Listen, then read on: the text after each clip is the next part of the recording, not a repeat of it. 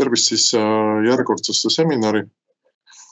Ma püüan teile anda ühe ülevaate ühest teemarakendusest ja sellega seotud võimalustest, mis nagu juba tutvustus sai öeldud, et sai alustatud mingist sellisest reaalvajadusest, nähes, et ütleme nii-öelda lihtne kasutaja peab otsima taga paljudes erinevates rakendustes selleks, et saada kogu info kätte. Ja siis ma lisaks X-KISsi sees näiteks põllumajandusinfo on kättesaadav PRIAst ja igasuguseid huvitavaid lisakihte, mis sinna tekkinud on. Samamoodi on metsaregister, kus on palju teemakohast. Aga minu jaoks, ma kasutasin neid kõiki, aga ma olin alati hädas. Siis oli minu jaoks ikka omamoodi üllatus, et keskkonnaportaal, keskkonnasüsteem oli proovinud oma sellise kaardipaketi kokku panna teemarakenduse. Aga ka seal selgus, et on asju, mis on nagu keskkonnarahvale tähtis ja on asju, mis kahjuks on vähem tähtsam ja seetõttu just see info, mis ka tavainimesele või tavakasutajale võiks olla väärt, on peidetud. Nii, ja Maa-ametil oli siis juba aastaid kasutasin erinevaid teemarakendusi ja neid on järjest juurde tulnud ja nendesse võib lausa ära uppuda. Et lõpptulemusena me ikkagi kipume valima endale mugava ja siis sellest kogu töötama.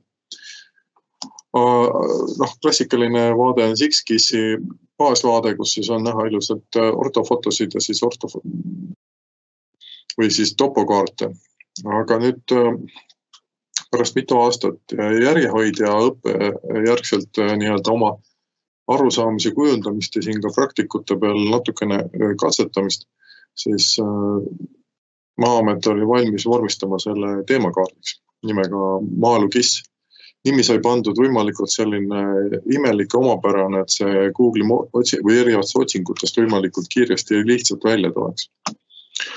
Nii, avavaade ei ole ju mitte midagi erilist, täpselt sama üldine Eesti vaade, aga nüüd pange tähele, vasakul pool on siis nii-öelda baasseadistus kihtidele, mida siis kuvatakse kohe.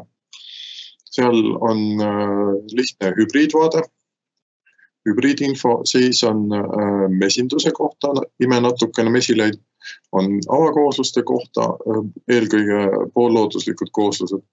PRIA põldudest on tehtud teemakaart ja metsandusest on võetud välja metsaregistri kõige lihtsam info. Nii et siin vasakpool alati tasub siis vaadata, millised asjad on valitavad, millised on hetkel mitte nähtavad. Kui nüüd sisse suurendada, siis ühel hetkel näete, kuidas kõik läheb väga lapiliseks, aga see ongi see, et näha siis nii-öelda esimeses vaates kõik võimalik oluline, mis võiks olla maal tegutsejale tähtis, maapiirkonnas tegutsejatele. Eelkõige metsaregistri kiht, mis on siis kas riigimets või eramets ja sinna peale on siis ka lisatud veel hallina teatised.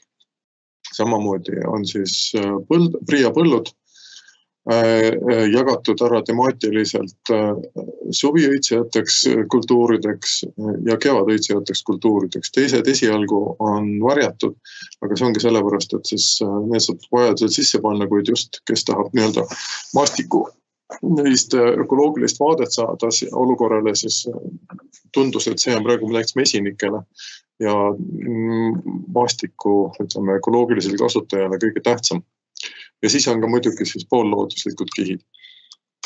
Ja see tahab natukene harjumist, aga põhimõtteliselt ei ole mitte midagi muud. Teistes teemakaartides on suur osa sellest infost ühel või teisel maal olemas. Nii et see Maaelu-KISS iseenesest ei ole midagi muud kui lihtsalt üks selline kombinatsioon kõigest infost, mis on niigi olemas ja lihtsalt võib-olla natuke killustatud. Nüüd, mis on selle Maaelu-KISsi puhul sai tehtud eriline arendus on see, et mitte ei näidata mingist tehnilist infot, vaid võib-olla tavatarbijale eluliselt kõige tähtsama, et näiteks on kandev nii-öelda põllukultuur on kantud kohe tekstina, kuvatakse kaardile ja samamoodi ka poolloodusliku koosluse tüüp. on kohe näha, ehk et siis see lihtsustab kaardi kasutamist, peab vähem klikkima. Nüüd, mis alguses, nagu ma ei osanud isegi oodata, et see nii hästi toimima hakkab, aga et põhimõtteliselt on võimalik siin teha ka kõigisse nendesse kihtidesse päringuid. Näiteks kui võtta nüüd õiskultuurid või siis kõik õitsevad kultuurid ja sealt kihi otsingud, kes teab, kes ei tea, siis siin on praegu, andsin järjekorras ka nii-öelda need sammud, mida peaks tegema, ehk et kõigepealt avada lisapäringud, siis valida kiht, siis valida kihi teemakiht ning lõpuks siis näiteks valida mingi otsing, et praegu näiteks päevalille puhul panin ta igaks juhuks tärnide vahele, et siis on, kui midagi ennem või pärast on, siis see ei sega. Ning kui ei piira seda alaraad mingi piirjoonega või siis põhimõtteliselt kogu Eesti pealt otsib kokku kõik päevalilled ja näiteks siis aastal 2023 oli siis 81 päevalillepõldu. Ja need on siis kohe niiviisi mõnusalt punktidega näidatud. Kui piirata ala, siis saab muidugi alati lokaalsema info kätte. Ja nüüd kui kuvamiseks või siis näiteks ka andmete eksportimiseks, siis on vaja lihtsalt märgistada ära, millised põllud või siis ka vajadusel kas ju kõik korraga. Ja siis saab info tabeli kujul. Kui sisse suurendada, siis need põllud joonistatakse välja või need objektid ja seetõttu saab ka lokaalsemalt siis objekte uurida või siis nendele väljavõtteid teha.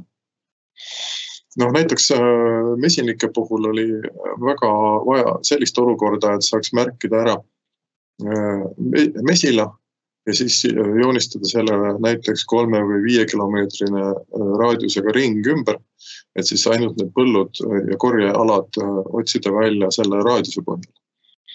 Et selle kasutamine vajab natukene nii-öelda käeliigutuse harjutamist, aga põhimõtteliselt midagi üle ju käivat ei ole, lihtsalt tahab teha asju õiges järjekorras. Raadiuse saab alati hiljem täpsustada, nii et joonistage esialgu esimese 2 klikiga ära ja pärast seda saate selle numbri optimeerida. Aga jah, et vaadake, et see joonista nupp püsiks teil roheline, sest näiteks siin on juba deaktiveerunud ja siis jällegi teil see piiramine ei õnnestu. Nüüd, mis on selle rakenduse puhul nagu suur kummardus Maa-ametile, nad panid sinna aluskaardi paketti sisse peaaegu kõik võimalikku, mis üldse aluskaardides pakkuda oleks. See tähendab, et lisaks klassikalise ortofotole ja metsandusliku fotole ning reale topokaardi versioonidele või reliefile on nüüd selles ühes täispaketis kohe ka ajaloolised kaardid, ajaloolised fotod, fotoplaanid, fotolao erinevad kihid ning ka satelliit.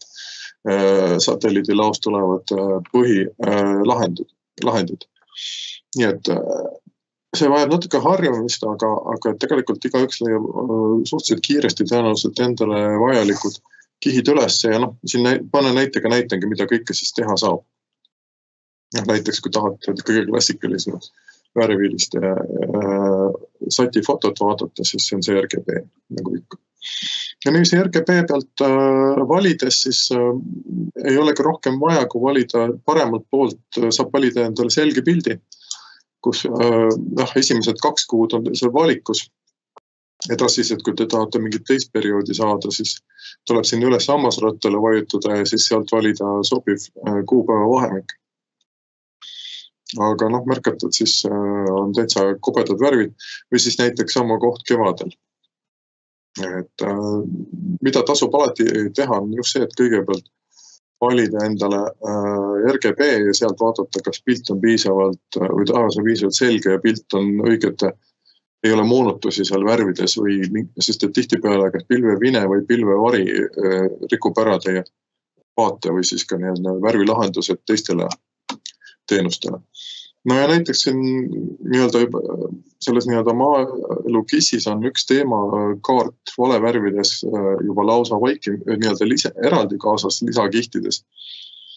Et mis ei ole satilao all, on siis näiteks selline sügisene valevärv lahendus, kus raps, rüps Ja kahjuks ka mõned teraviljad nagu talioderg värvuvad selles valevärvis kollaseks ja tänu sellele näiteks mesinikel väga mugav kohe endale järgmist kevade planeerida, kus kohas hakkab kevadel varakult korje pihta ja kus peaks pered selle tõttu suuremad olema.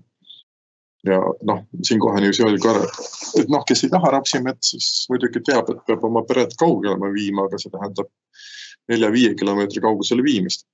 Kui teistpidi tänapäeval on juba rapsimesi valdavalt nii puhas ja samaaegselt nii mõnusalt magus, et siin nii mõnigi, kes mekib puhast rapsimett, siis tegelikult on meeldivalt üllatunud ja tahaks nagu veel. Ja selle jaoks on siis sai tehtud eraldi lisainfo grupp, kus siis saate peale panna maskeid lageda ala jaoks või puittaimede jaoks. Ja siis all on 2 viimase aasta rapsi ennustused. Ehk et sügisese vaate järgi ennustatakse siis kevadest rapsi tulekut. Nüüd see kõik sai alguse satilaost, kus on võimalik siis otsida endale sobivaid pilte, aga just ongi see, et lisakihtidega on vaeva pluss veel, et tegelikult ikkagi lihttarbija tahaks võimalikult kiiresti kõik kätte saada. Aga kui näiteks praktika olla, siis siin satilo avaaknast võite endale kohe sobiva kihi VMS aadressi kopeerida, kui teil on õige pilt olemas. Kui te tahate pilvevaba pilti, siis mulle meeldib, et nüüd ilmus sinna võimalustesse ka selline valiku lisamäärang, et te saate määrata selle otsingu ala, siis ta otsib teile selle nii-öelda ajavahemiku kohta välja juba pildid, mille puhul on pilvisust võimalikult vähe, mis teeb siis nende pilviste piltide vahel kammimise oluliselt kiiremaks ja lühemaks.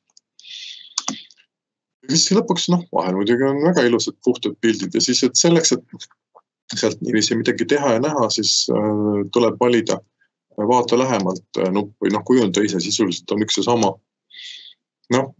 Satilao puhul sellest on eraldi tutvustuspäev olnud, aga mis on just tähtis? Et need infod on olemas, siin on need samad indeksid, te saate siin nii-öelda otsida endale sobivat vahemikku ja vaadet.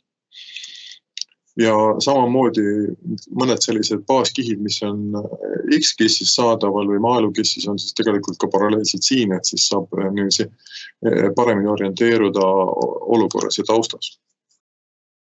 Ja muidugi siin saab jooksvalt otsida ka naaberpilte või teisi kuupäevi kalendrist. Natuke rohkem, see on nüüd asi, mida saab teha valdavalt ainult suures masinas, sest kui ma olen proovinud seda mobiilis või tahvlis teha, siis see klikkimine on natuke tüsilik, sest ta ei näita neid eelvaateid. Aga mis on nüüd tähtis ja miks ma seda räägin, on, et kui baaspakett on teil niikuinii saadaval, siis satilaos on võimalik modifitseerida seda satelliidipilti enda tahtsi. Ja kui teile nii-öelda baasrakendused ei meeldi. Ja vaikimisi, kui te valite, siis pakutakse klassikaline RGB, aga mis on juba väga hea on see, et seal ei ole heledus optimeeritud ja kihi tumedused. Nii et siin näete praegu on üldine heledus juba natukene peale keeratud, et saada see klassikaline vaade, mida te kuskil taustakaartides saate kasutada. Aga kohe tulevad näited, kus seda on kasulik mitte omada. Nii.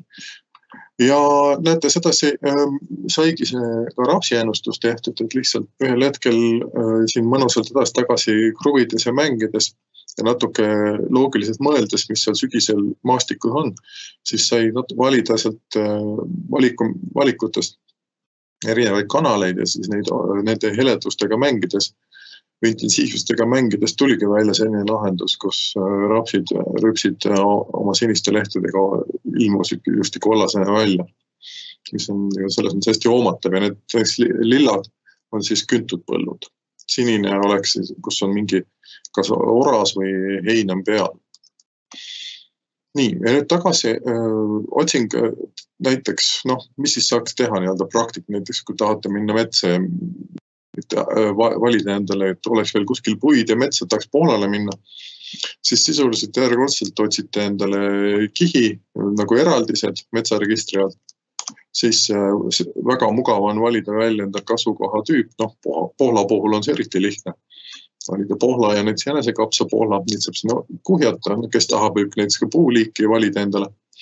Ja siis antud juhul on see, et ma teadsin, et ma tahaks umbes sinna kanti metsa minna, siis joonistasin endale kohe 4-nurkse kasti selle piirkonna ümber, kus ma arvasin, et see peaks sellised sobivad metsi olema, mis on mõnusalt tee ääres, et noh, et mis olukord seal on. Ja ülla tuli päris kena pakett metsasid või metsaeraldisi, kus on pohla või pohla jänesekapsa, mis eeldab, et seal võiks olla siis piisavalt palju pohlataimigi. Nii, ja siis selle linnuks saab see kõik valida. Nüüd klassikaline lahendus oleks siis selline, et inimene näiteks suurendab sisse ja paneb peale maakatte kõrgusmudeli. Ja siis ta näeb ära, et paari aasta jooksul või eelmine aasta, kus kohas olid veel suured puud, võiks arvata, et siis seal ei ole sellist noorendiku pimendust ja samas näeb ära ka, kus on mingid varasemad raiesmikud. Ehk et noh, kes ei tahaks ikka metsa alt marju korjata, ehk on seal natuke paremas seisus. Aga noh, lidarandmete puhul on see õnnetus, et nad kipuvad siin 3-4 aastat ka vanaks jääma. Ja siis sellepärast, muidugi, ja siis saab alati panna peale eraldised, et siis näeb täpsemalt, saab klikkida peale ja vaadata, mis nende veel mingid omadused on, kas peapooli. Ja siis näiteks selle puhul mul alati tuleb meelde Urmas Peterson, kes näitas ära, et talvel on maailm mustvalge ja see tähendab, et kõik raiesmikud ei täiesti näha. Ja kui kunagi lendasin üle Puurmani, siis näete täpselt seesama selline mõnus lapiline maastik. Nii et noh, kui seal niiviisi natuke mängida, siis saab sellist dünaamilist maastiku pilti arendada. Mis nüüd tavakasutaja jaoks oleks siis pohlale mineku puhul praegu talvel näiteks planeerida siis seesama koht, siis valisin paremalt, valisin RGB, aga pange tähele, RGB-na ongi selline halli häguna ja see on nüüd suhteliselt selge päev. Et kahjuks nii-öelda see standardtarbimise RGB masinlikud lahendused näitavad seda olukorda sellise hele hägusena. Ma panin siia need teatised peale, ehk et nüüd on näha, et osa eraldisi on juba, kus pohla võiks olla, on juba ära raiutud, teistel on siin mingi kahtlane vari peal, ja siis suur osa selliseid ümbruskonna pohlasid on ka või pohla naabreid on kas juba maha raiutud, kus siin on valge ala teatisi taga keskel või siis, kus veel on teatis peale, et võib-olla raiutakse enne, kui ma pohlale jõuan. Nüüd, kui siit aluskaartidest siis võtta, saab ka neid sealt paremalt poolt neid erinevaid kuupäevi valida, samamoodi ka suvel. Ja noh, mis teeb elu lihtsamaks on see, et kui näiteks panete siit lisainfost puittaimestiku maski peale, siis põllupiirkonnad ja need varjastatakse ära, et siis on järjekordselt nagu seda satifotot lihtsam interpreteerida. Nüüd, kui tagasi hüpata satilattu, siis pange tähele, et kui te valite nüüd isetegemise versiooni, siis see algne peledus on RGB-l oluliselt tumedam. Ehk et teda ei ole timmitud suvise pildi järgi. Ja noh, näete, nüüd on ju küll maailm mustvalge ja väga mugav vaadata, kus on mets ja kus ei ole. Ja kui nüüd mängida natuke kanalitega, no näiteks minu jaoks oli loogika see, et punast võiks olla natuke rohkem, aga ja siis tõin hoopis rohelise asemel sisse lähiinfrapunase, mis on nagu ND5 ja teiste taimkate indeksid üks oluline komponent ja siis sinise surusin nii palju alla kui võimalik, et ta ei mõjutaks neid varjusid, siis näete, kui ilus selline väga intuitiivselt hoomatav metsamaastik tuli. Ja nüüd on see kõige tähtsam, et siin saab eleduste ja kõigega mängida ja see on lihtsalt tunde küsimus, aga see ei ole midagi keerulist, see vajab lihtsalt natuke elamust. Nüüd vasakul pool näete on tekkinud sinna, mis varem ei olnud selline kopeerimise nupp ja selle alt tuleb välja selline meeldiv võimalus, et te saate linki kopeerida VMS-lingi või siis interneti lehekülje lingi. VMS on see, kui tahate selle endale kuskile arvuti taustaks, KISS-i-programmi taustaks, aga nüüd ka XKISS loeb seda VMS-linki. Ja nüüd me jõuamegi siis nagu kõige värskema võimaluse juurde on see, et kui siis valida alt minu kihtide juurest lisakiht, see eraldi pluss nupp. Parempoolne on lisagrupp, aga see on juba siis, kui te olete edasi jõudnud. Ja peate valima ülevalt välisteenuse lahenduse ja siis saate selle sama VMS lingi kopeerida siia interneti aadressi peale ning siis tuleb valida nii-öelda tihtipeale, siin on praegu küll ainult üks kiht, aga see tuleb ikkagi ära aktiveerida. Et ärge unustage seda teha. Ja siis saab juba endale panna sellele kihile mugavam nimi ja siis on teie valik, kas te tahate näha seda minu kihtide ja teiste kihtide peal või siis tahate näiteks, et teie need infokihid oleksid mugavamalt näha ja rakendatavad ja siis on selline järjekordselt suhteliselt hiline võimalus, et on võimalus panna suunata see oma lisatud kiht aluskaardiks hoopis. Mis tähendab seda, et teile tekib sinna aluskaartidesse juurde nüüd enda lisatud kaardikiht. Ja neid saab sinna lisada mitu tükki ja nüüd on hoiatus. Hetkel veel selle kuu lõpuni ta suudab meeles pidada 1-2 sellist oma lisatud kihti. Järgmine kuu, kui tuleb X-Kissile uuendus peale, siis on lootust, et neid saab ka sinna rohkem lisada. Praegu hetkel on veel asi niivõrd värske, et see veel alles areneb. Sisuliselt alles beta versioon. Ja kui teile ei meeldi, siis saate alati kustutada neid sealt. Ja mis on nüüd, vaadake nüüd seda erinevust, all on see vana algne RGB, nüüd on see nii-öelda tume versioon, siis nüüd on see metsamaastik oluliselt mugavamalt näha ja kui üks on suure ekraani peal, siis näiteks mobiilis saate endale kaasa võtta, siis saate mobiilis liikuda ja teil on selline mõnus tume taustakaart kohe omas käest võtta. Nüüd, või näiteks see sama niiviisi roheline versioon. Et nüüd lilla seal taga on, et näete, kui pikad on tegelikult puudevarjud, nii et need paistavad ka sadi vaates välja. Nii, nüüd seal üleval paremal, pange tähele, on siis selline viisnurk. Ja see on nüüd teile hästi kasulik, kui te tahate ükskõik millist vaadet, ükskõik millist seisundit või oma täiendatud asju või lisatud kihte alles hoida või edasi saata kellegile. Siis see on ainuke viis on siis teha endale järjehoidja, mis siis on tegelikult siis selline järjehoidja koodaadress.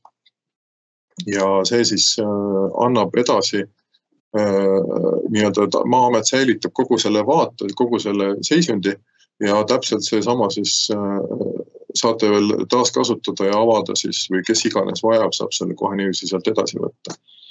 Näiteks seda on väga mugav omavahel infot vahetada. Näed, vaata, leidsin selle siin, selles vaates, need joonistused, siis selle asemel, et teha ainult üks punkt või mingi mõõtmisjoon peale, siis te võite täiesti kohe oma vaatluspaketi teha.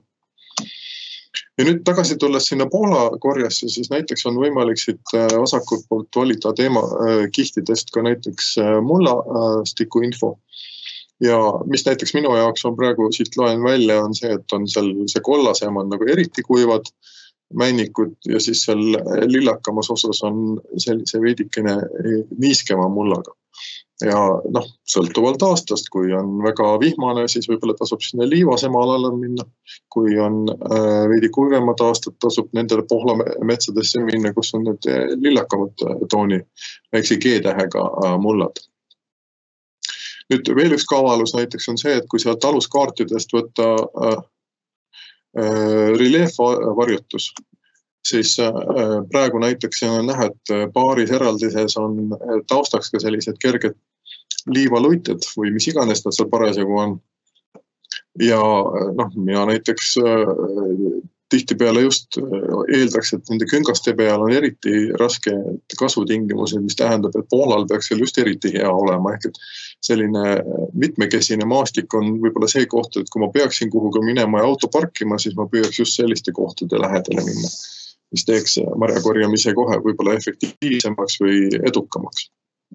Või see on täiesti praegu lihtsalt teile kirjeldada, mida kõike te saate teha ja kõike seda nii-öelda ühes rakenduses. Noh, siis jah, nii-öelda pikaajalisemate tausta jaoks, kes soovib, siis on olemas ka see nii-öelda metsamuutuste teemakaart, mis on hinnatud lidari ja vist ka natukene satipiltide järgi, aga noh, seal peate arvestama siis ajaloolise viibega. Ehk et paar aastat selle lidari analüüsi peale. Ja siin on praegu hallidena ka teatised peal. Aga noh, kui tahate värskeid seisu teada, siis sisuliselt on vaja võtta sealt satipiltide alt erinevad valevärvi lahendused ja siis näiteks PDB on üks selline, mis väga tugevalt toob esile kohe siis hiljuti häiritud kohad. Noh, põhimõtteliselt metsades, kui on raie, siis ka aasta poolteist püsib see täiesti kohe nähtavana. Need, mis on seal rohelise ja punases hägused, need on siis nii-öelda aasta 2 vanad. Et nüüd märkate, kui palju siis seda selles kohas on metsa songitud, lõigatud, mis iganes tehtud. Need tähed, nendest võib jällegi Satilao võib-olla päeval tutvustati rohkem, et need on põhimõtteliselt nende kanalite lühendtähed, siis nii-öelda B on siis NDPI, D on NDVI ja B on siis näiteks sinine kanal, mis on omavahel kombineeritud selle värvi saamiseks. Kellele punane on vastu karva, siis noh, võib sama asja näha näiteks rohelilla lahendusena. Ja näiteks üks selline kolmas valevärvi lahendus rõhub just viimastele häiringutele. PDN lahendus, siis see on nii-öelda, noh, see on kõik tunnetamise küsimus, see on natukene, kus see Satilao ja teistesse tutvustustesse võib-olla saate natuke rohkem või siis on see lihtsalt elamuskogemus, et vaatate mõnda endale juba teadaolevat kohta kõigepealt samade kanalite ja siis üsna kiiresti õpite ära, et mida peab jälgima ja mida miski värv võiks tähendada. Praegu ma siin seda kõike seletada ei jõua. Pigem räägiks näiteks, mis põllumehed antud tingimustes ja lahendustes teha saavad, et siin on üks põld kevadel. Näete, see üleval kollane on õitsev raps, praegu on peale sattunud mai lõpus. Ja siin, kui nüüd vaadata NDV lahendus paremal pool, siis ta näitab, et kõik on roheline ja samaaegselt siis küntud põld on punane, kuna seal ei ole mingit fotosünteesivat või rohelist oldust. Nüüd järjest, mida kevad areneb, seda rohelisemaks põld läheb ja vasakul pool on siis see RGB lahendus, mis lihtsalt näete, mis on see nagu see ütleme tunnetuslik vahe, kiire vaatamise vahe, ehk et kõik need indeksid ja valevärvid on selleks, et teha teatud pildi interpreteerimist kiiremaks ja mugavamaks. Aga noh, näete jälle, et vasakul pool on põllukultuurid erinevad värvid, paremal pool rohelisuse järgi, NDV järgi ta vahet ei tee. Et NDV puhul on üks suur õnnetus. Ta küllastub väga kiiresti, ehk et ta jõuab ühel hetkel oma maksimumväärtuse lähedale ja sealt edasi põhimõtteliselt mitte midagi eriti ei näe, üks roheline kõik. Samaaegselt tema tegelikult nii-öelda olemus on illustreerida lehepinda hoopis. Et mitu kihti lehti on ühe ruutmeetri kohta. Ja siis tegelikult need seosed on lineaarsed, aga seda me tavaliselt ei oska nagu vaadata, me mõtleme biomassi peale.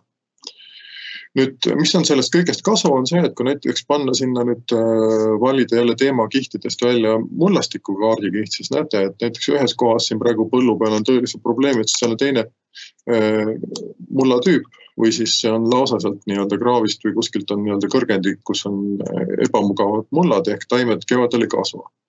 Noh, siin on näiteks teine koht, mis tegelikult nüüd, kui reaalsuses käia, siis see on nüüd, kus kraavi süvendamisel on siis savi kõik sinna põllu peale loobitud. Nüüd teine olukord on see, kus kui nüüd vaadate sügist pilti rapsi kasvu edukuse kohta, siis näete, on olukord päris hea, et kõik on ilus ühtlaselt kollane. Aga nüüd vaadata kevadel NDV pealt, siis näete, kuidas on punased laigud selle sama ala sees, ehk et näitab, et tegelikult see raps on kas talvel kannatada saanud niiskusega või siis on, kuna seal on ju kraav keskel, kus see punane ümber on, või siis on veel mingid jamad. Ja näiteks sedasi saab kiiresti kohe reageerida, et mul oli kultuur sügisel hea, aga kevadel, et nüüd peaks minema sinna kas midagi päästma või siis kas midagi ümber kujundada. Et on niisugused head kohad ja kahjuks on veel probleemsed põlluosad.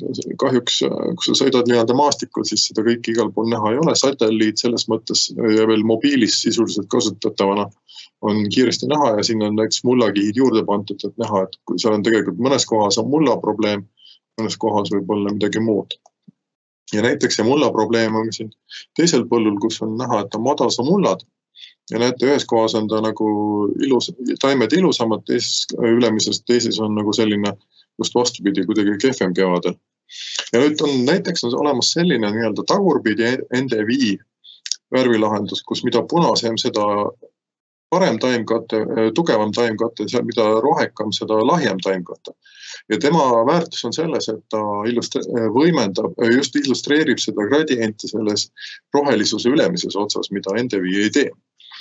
Ja nüüd märkate, et siin on nagu see kehva koht ühes laigus eriti hästi välja toodud ja siis teises kohas on see ka laigeline, see positiivne olukord. Kui sügisel vaadates, siis see oli seal mõlemas oras kasvas ja tegelikult suht hästi, et on selline sinine erinevalt sellest ülejäänud põllust, mis on nagu lillaka seguga ehk et oras vindus.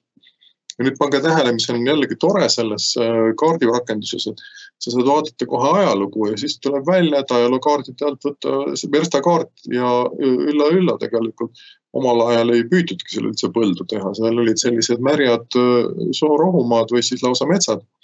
Ehk et see põld on praegu nõukogude ajal jõuga suureks ja ühtlaseks tehtud, aga lõpptulemusena on seal ainult palju vaeva ja kulu, aga tegelikult tulu ei pruugigi palju olla ja lõpptulemusena ühel hetkel on siit väga selge vihje, et paned oma kaardi kokku ja saad teada, et äkki seda põlluosa peakski kuidagi teisiti majandama.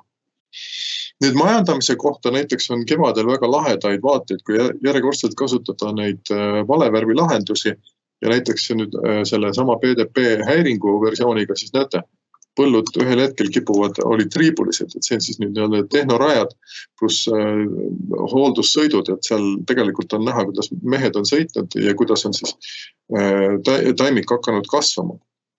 Ehk et siit on nagu sellised mõtteainet, et kas peaks midagi teistmoodi tegema või siis on mingid piirkonnad põllust, mis on tundlikumad mingite tehniliste rakenduste peale ja peaks juba hoopis midagi muud tegema hakkama.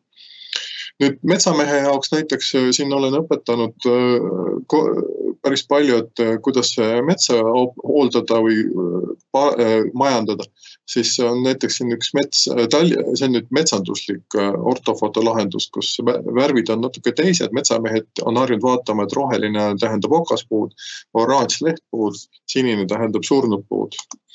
Ja kui siin nüüd eraldisena nagu vaadata, et need on saadetud raiesse, sest seal olid surnud kuskil liiga palju sees, siis näete siin maakatte mudeli järgi on võimalik vaadata, kus on kõrgemad puud, kui tiheda on ja kus on niisugused huvitavamad kohad. Ja mis asja väärtus on see, et kui nüüd satipildid siia kõrvale endale avada või paralleelselt samaaegselt, siis siin on näha, et on nii-öelda rohelus, aga siis nii-öelda kui läks tööde tegemiseks, siis metsandusliku värvilahenduse pealt on näha, kuidas keset päeva on osa puid alles jäetud ja osa on juba maha raiutud ja on maapind häiritud, ehk siis sinine.